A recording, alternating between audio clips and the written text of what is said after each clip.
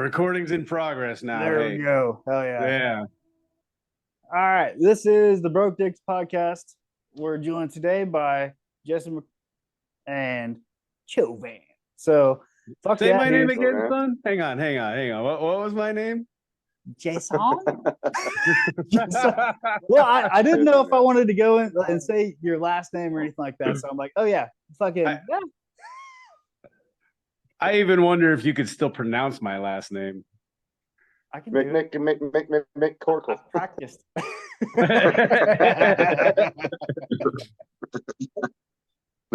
right. The a-hole No, it was actually pretty. Sorry, well, go ahead. Turn the volume up on that. I don't know what Chovan was doing, but go ahead. Yeah, I don't know what Chovan was doing either. It was funny for me to have you say my first name because that's the first time I think I've ever heard you say it. And you stuttered your way through it like Biden trying to get through a speech. I did. Jason.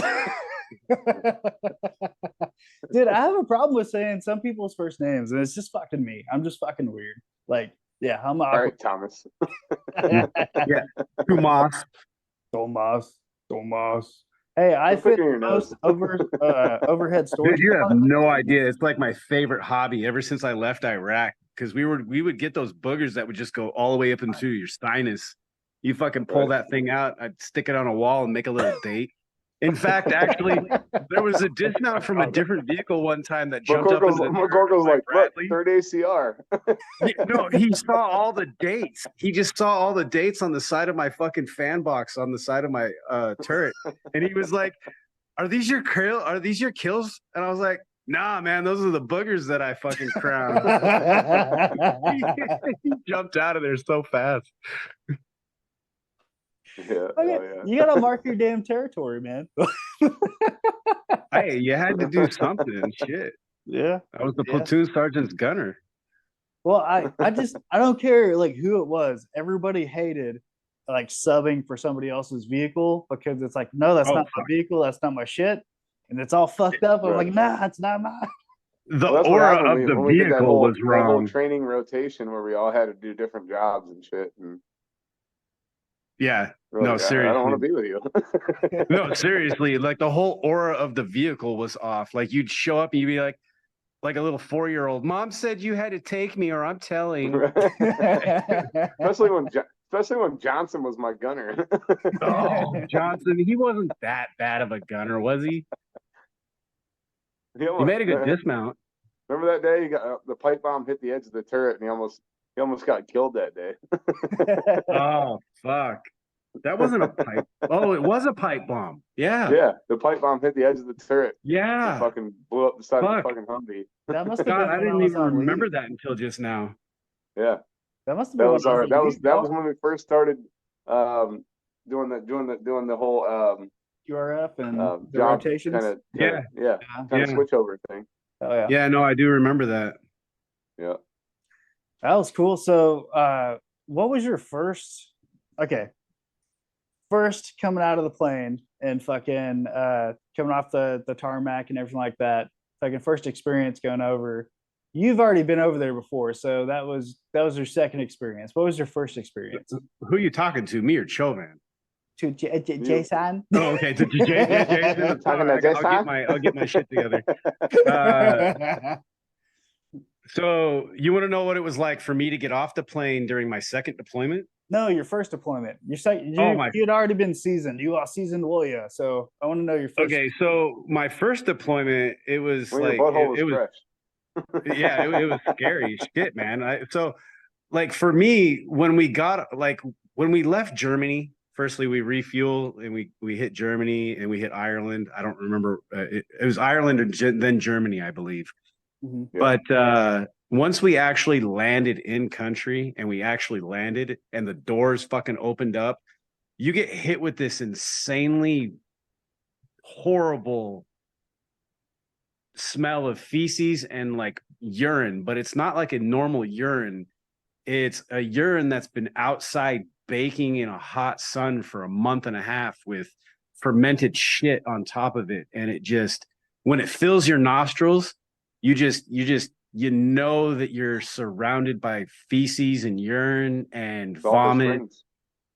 Yeah, it's a sulfur too. I mean, there's just Yeah. all the smells of a third world country that you could ever imagine possible.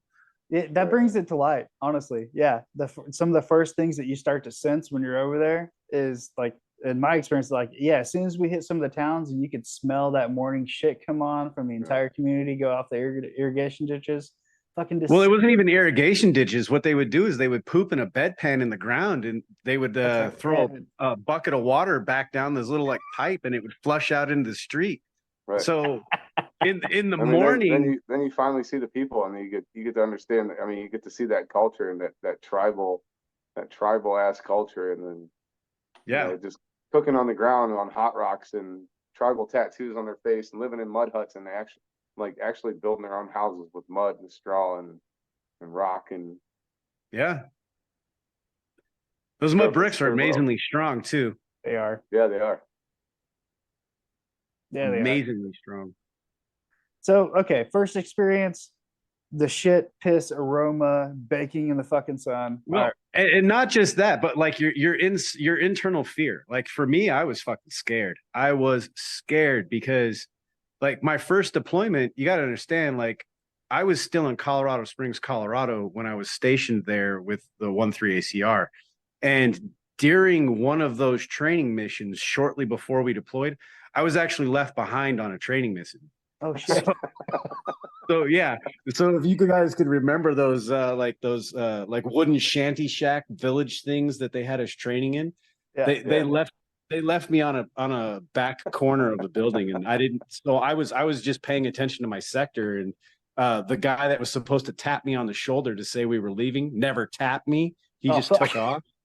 They're like, so everybody got their shit, yeah, but we don't have McCorkle.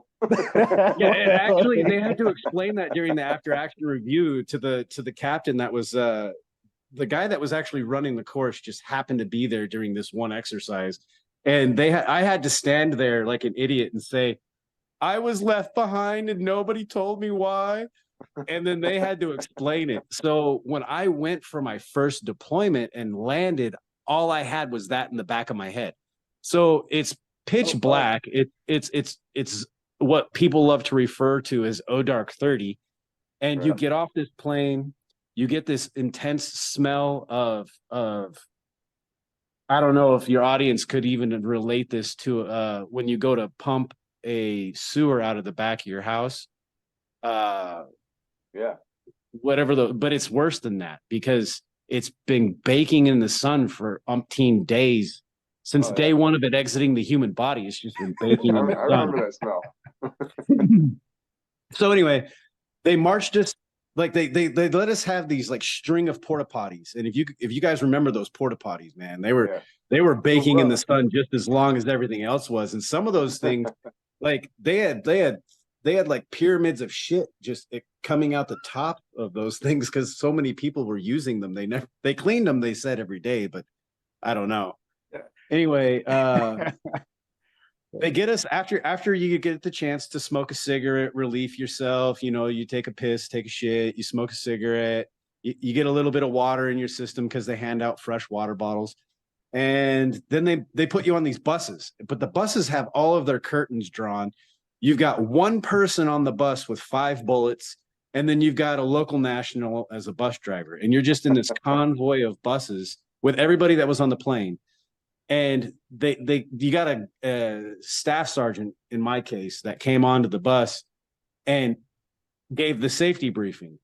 And it was, there are hostile, areas in this, environment, blah, blah, blah. We could come under attack. This is what you do if we do come under attack. And if somebody does board the bus, golf cart.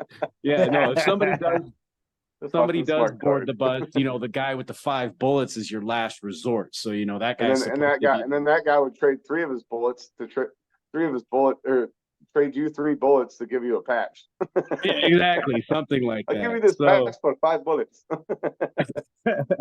So, I was scared. I here we are being taken in the middle of the dark from the plane to these buses, and then they just transfer you out. And you go from for me, it was a blown imagination of what a third world country was supposed to look like, because we were actually traveling on highways. We were like, there were Arabic street signs, just like you would witness here in America. Like it was regular highways.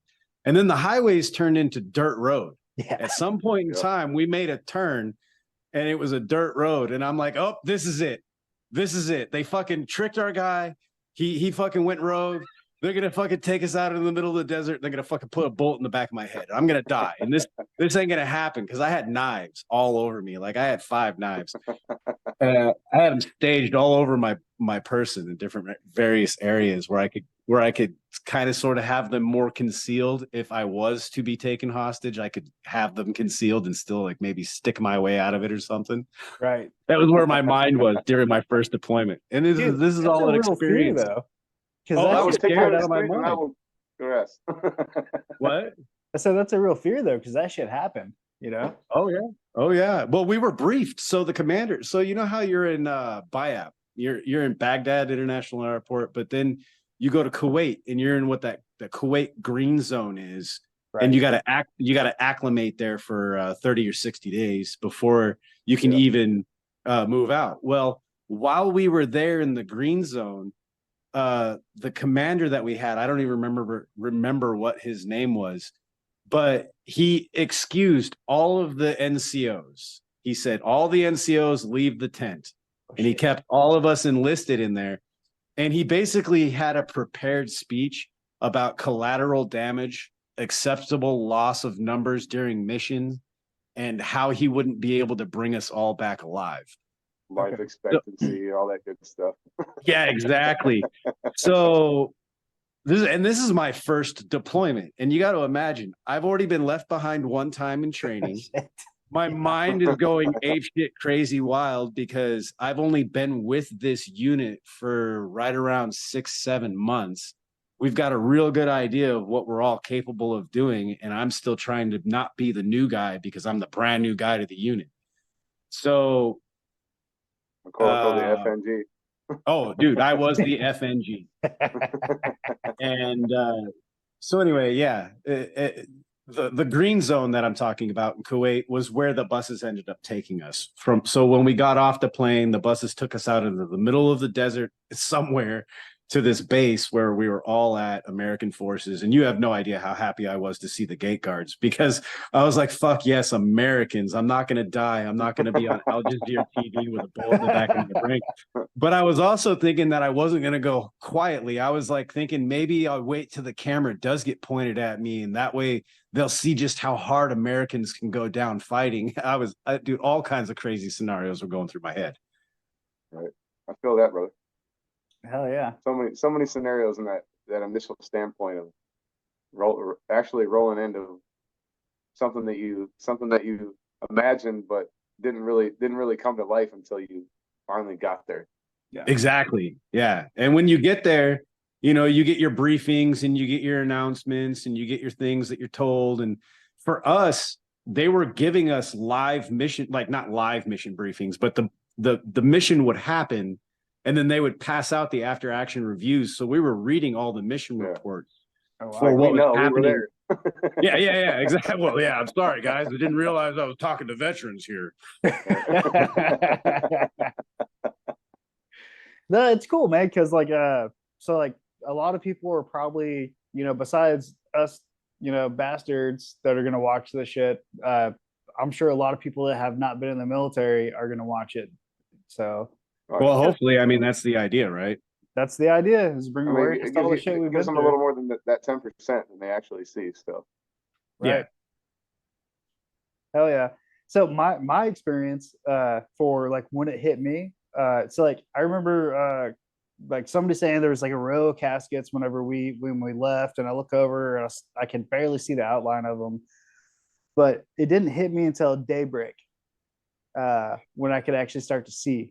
And that's whenever it hit me that I was like, all right, I'm on my fucking own, and it's just me and my brother's over here, and that's it. And we're all a bunch of fucking assholes. Right. Dude, do you remember actually? Even when we were already there, and it was just like rolling through villages, and you know, it was still kind of a joke and funny, and then until that first fucking mortar round goes off, and then you're like, oh Oh yeah. shit. Yeah, once that first, so my first actual like what the fuck moment, if that's what we were gonna call it, Okay. Yeah. was during my first deployment. We finally got to an area called Sinjar, and as we rolled past this water buffalo, the somebody said that thing is brand new. It wasn't there 2 hours ago or something like that. Okay. And as we all drove by, this water buffalo got in the gate safely. We unloaded our vehicles, and then the water buffalo explodes. Shit. Yeah. And that was when we had just, I mean, that was my actual moment of, it's Russian roulette. Every day I get to go to sleep, and then at some point in time in the night, I'm going to be waking up for a guard post or something. But then I'm going to wake up and I'm going to have to rinse and repeat this day. And at some point in time, I really remember waking up and being like, fuck it. And that was my mantra just for the whole, thing. Anytime anybody told me to do something, go check that culvert, go walk that tunnel, go be the first man in the room, I was like, fuck it, let's do it. And I just got overly excited and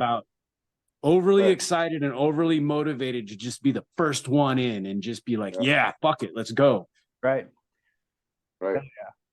So like to me, that's like, that's you yourself versus the fucking world whenever you're the fucking lead dude or lead vehicle, and you question these things. And like, so I remember me and Sergeant B and Glenn and Fish Sticks whenever he fucking didn't run Fish out on us.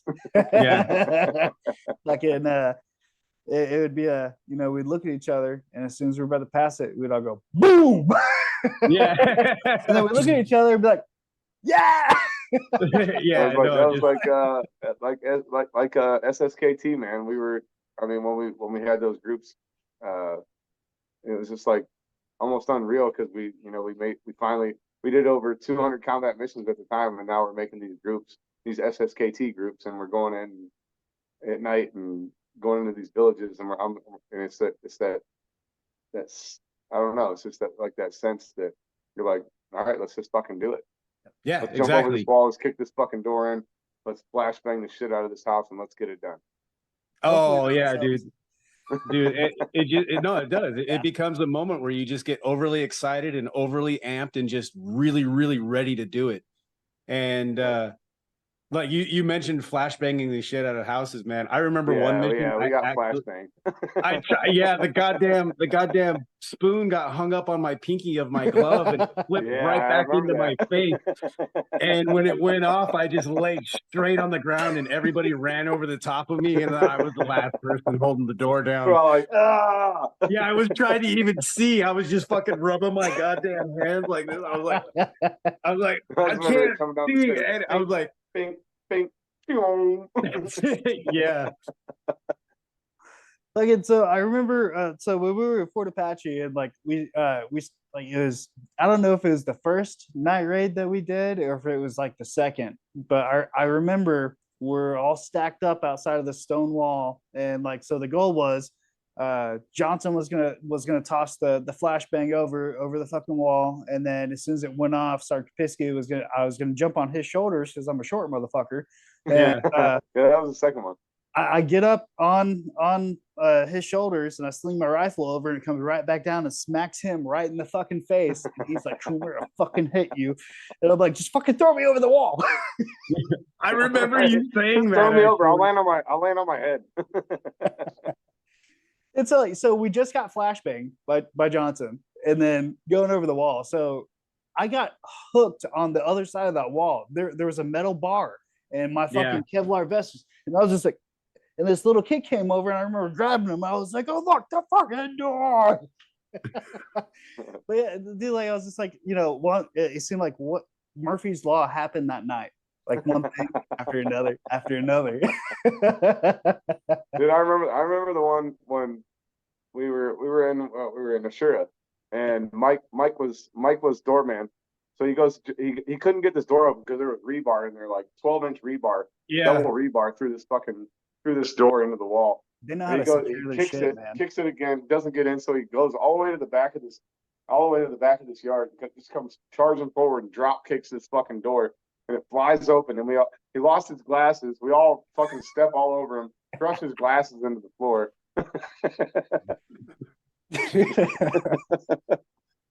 We're like, clear. Mike's like, oh god damn it. Oh shit. So like I was a driver for the first 6 months whenever we were in Fort Apache, and then I guess I don't know, like me and Sergeant B Squad and Glenn, like we all got disbanded, right? And so like they started using me for a little bit of everything. So like sometimes I would cover down for gunner, and then I was dismount most of the time. And that was like the second half of the deployment. And so that's where I got a lot of my ground time in, and that was a lot of fun. Like I enjoyed the shit out of being a dismount on the ground, being right up there in the middle of it. It was I was definitely glad getting off the wheel. Yeah. When I did. Yeah, driving, I remember driving being very stressful because I don't know, it was like I had everybody in the vehicle, and if I were to make a mistake or do something that right. It was just a sickening feeling sometimes. Dude, I remember at one point, like we knew Tampa so good that I'll be driving, and then Smitty would be like, hey man, you got to turn. And I'd wake up and like, I know. You're falling asleep while you're driving. Like, hey, Chovan. I'm like, I know, I got to turn right here. Dude, Sergeant B would yell at me all the fucking time, like, Cooper, right? There's just something about it. After you've been driving for so long, man, you're like, it's like hypnoptizing. No, it's very. Then they're like, all right, we got to drive 10 clicks back now, and you're like, yeah. All right.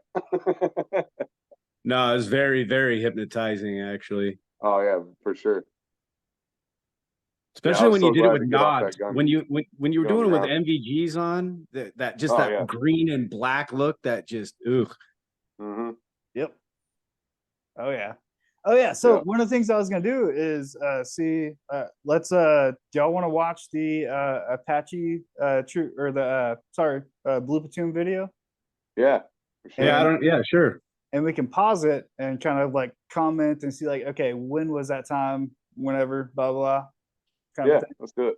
All right, cool. Oh yeah. I'm sure my screen. Fucking hopefully y'all be able to actually hear everything too.